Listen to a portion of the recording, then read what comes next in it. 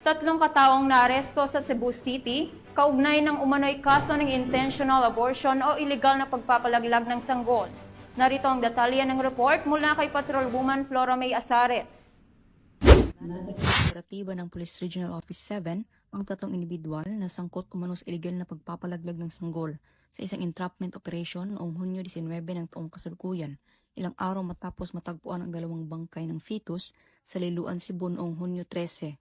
Ayon sa Pro7, pinagsanip ang puwersa ng Regional Special Operation Unit, Regional Intelligence Division, Cebu City Mobile Force Company at Mabolo Police Station ang pagsagawa ng operasyon sa isang lodging house sa North Reclamation Area Barangay Carieta, Cebu City.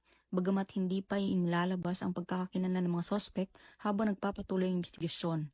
Nakumpiska mula sa kanilang mga gamit ng hinihinalang ginagamit sa abortion procedures gaya ng cytotec tables, antibiotics, surgical tools, gloves, towels, lubricants, antiseptics, flashlights at marked money na ginamit sa operasyon.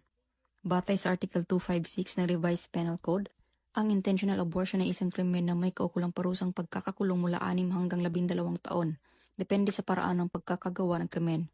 Iniimbestigahan din kung may kinalaman ang mga pamunuan ng lodging house sa iligal na aktibidad.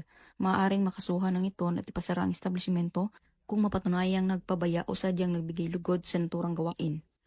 Hinikayat ng mga kapulisan ang publiko na maging mapagmatsyag at agad iulat sa mga otoridad ang anumang kahina-hinalang aktibidad upang mas mapanatili ang kaayusan at kaligtasan ng bawat mamamayan. Mula dito sa Police Regional Office 7, ako ang inyong PNN correspondent, Patrolwoman Flora May Azares, alagad ng batas, tagataguyod ng Balitang Pulis.